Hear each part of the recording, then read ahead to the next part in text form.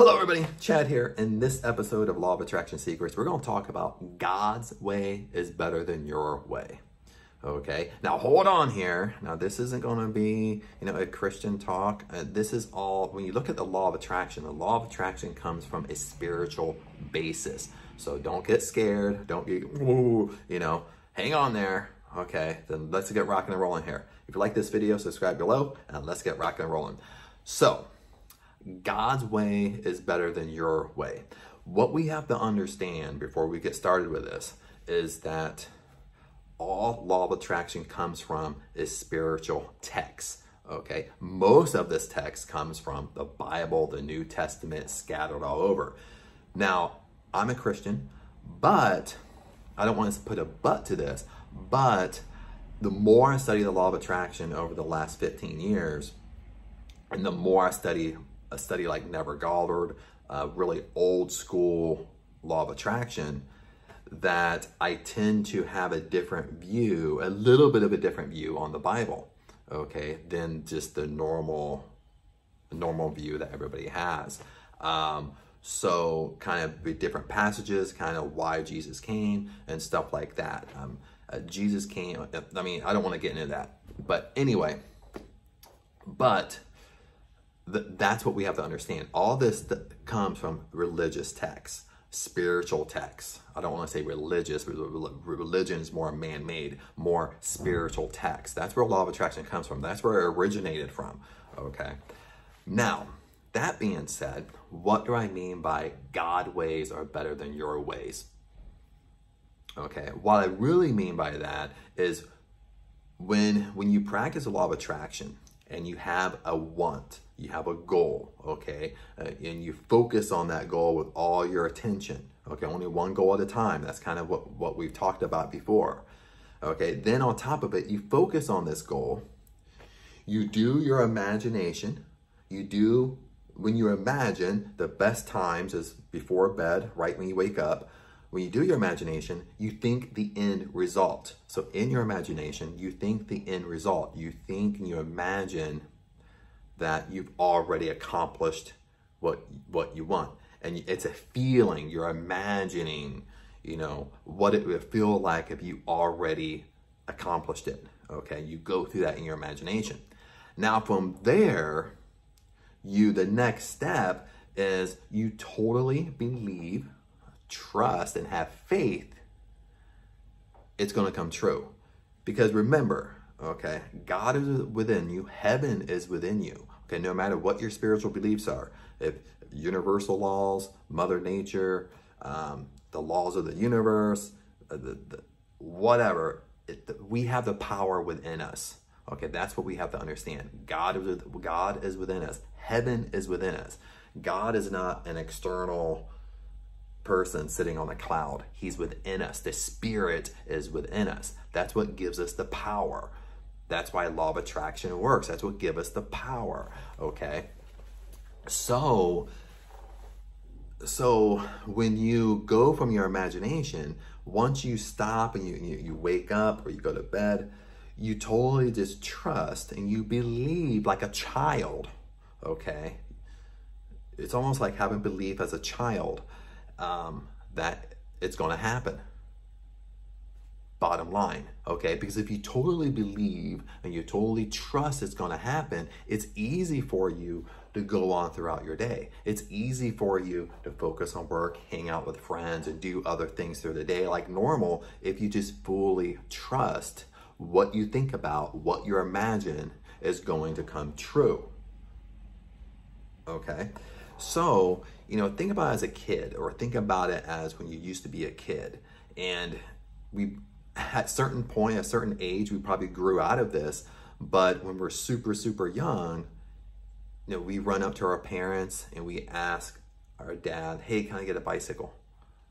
And they say, of course you can get a bicycle. And they say yes, but you just fully trust that, hey, my dad or hey, my parents are going to buy me a bicycle. But then as a kid, you just totally trust it's going to happen because you totally trust your parents. Okay, you totally trust it's going to come true. They're going to get you a bicycle. But then as a kid, you just go off and you play with your friends, you watch TV, whatever, you play outside, and you just totally forget that you want that bicycle because you totally trust, you know it's going to come, okay? Because I asked my dad or I asked my mom. Make sense? That's kind of having a faith like a child, is they just believe. It's almost at a certain age, they just believe whatever you tell them. It's total belief. Okay, that's the type of belief we need. Okay, when we talk about God's ways are better than our ways, we have to have that total belief. What we put our mind to, what we think about, is going to manifest.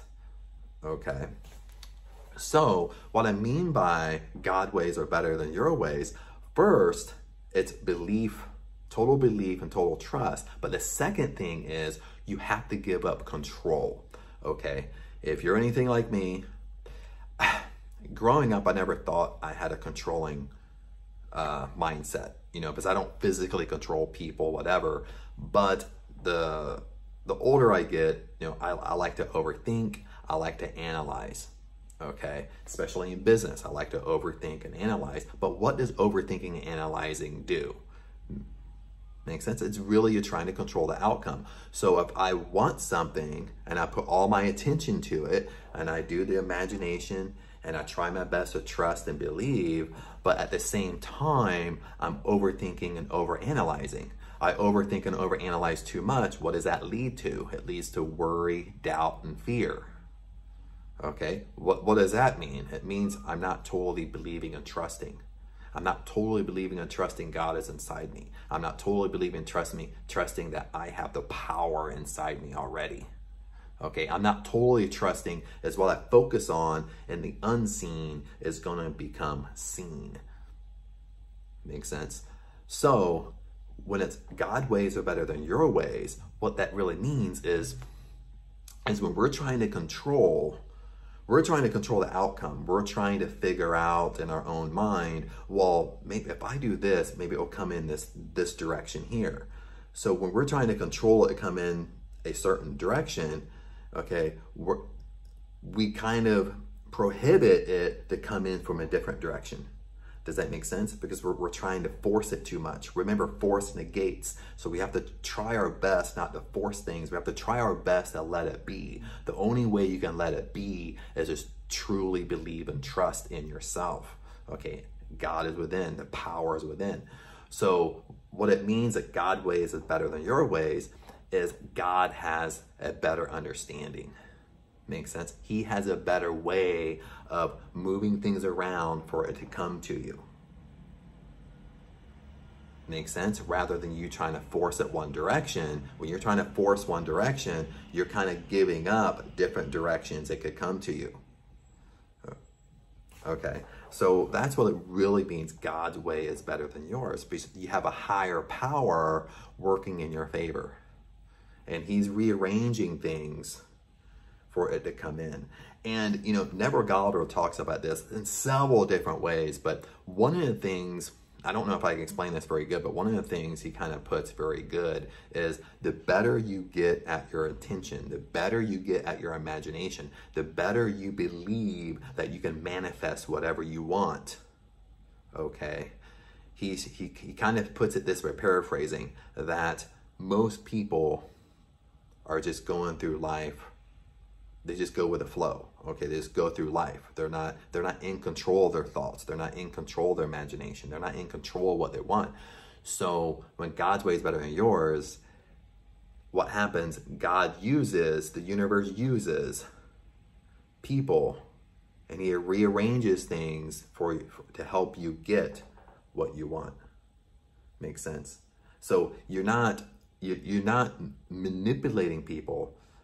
Okay, you don't look at it from a manipulation standpoint, but when you're assuming what you want, God's going to use people to help you get what you want. But you have to be able to fully trust and fully believe.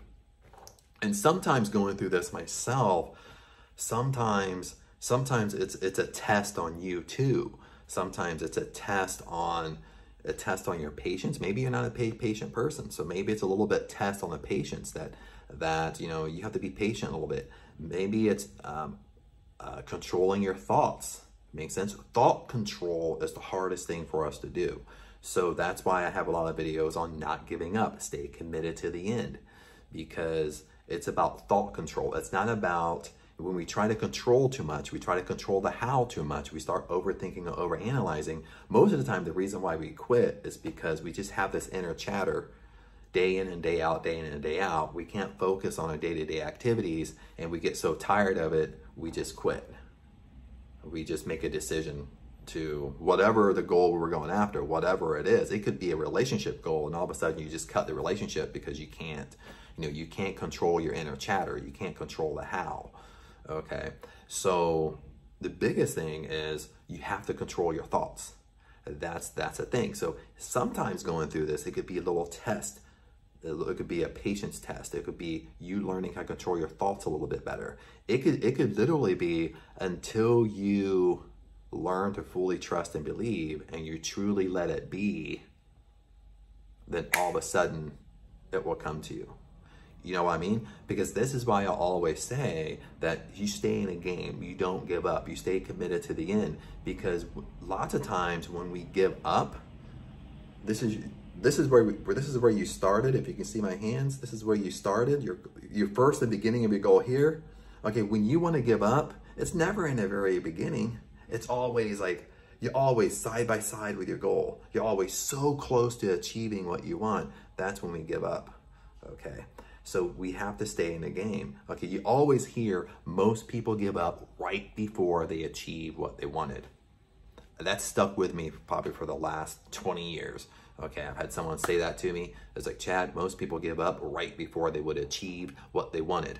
Then when I started getting into personal development like 20 years ago, and I started reading about successful people, I started finding common denominators, okay, in their story. They all have different stories, but there's common denominators. And I started to realize that, you know what, each very, very, very successful person, they always have a moment that they wanted to give up, and they wanted to give up so bad. That the intensity for them to give up was so strong. But they stuck with it. They didn't give up. They persevered. They persisted. And then success was right around the corner. There's so many stories like this.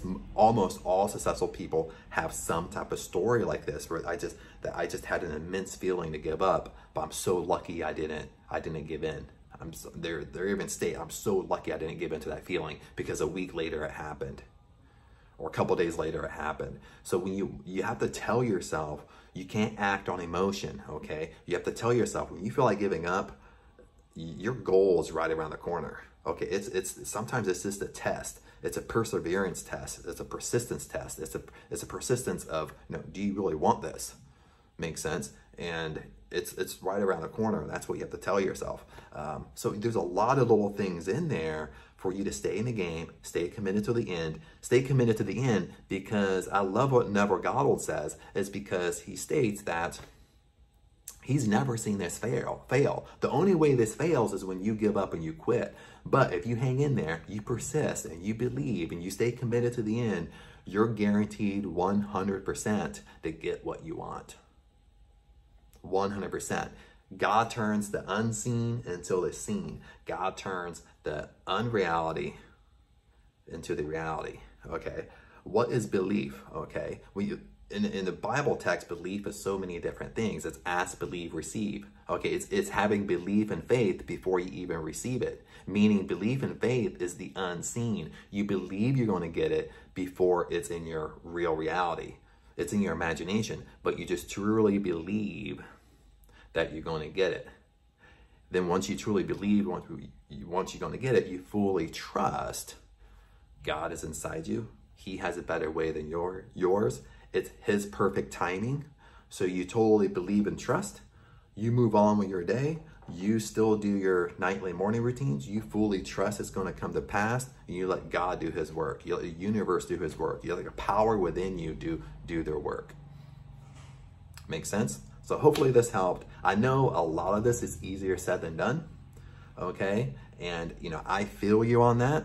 You know, sometimes my mind's racing all day long, and sometimes I do really, really good, and sometimes I struggle. So that's why sometimes I do all these videos. Sometimes I do these videos because I feel like talking about it, because it's something that I'm, you know, struggling with as well. So other than that, my friends, I'll see you in the next video. Take care.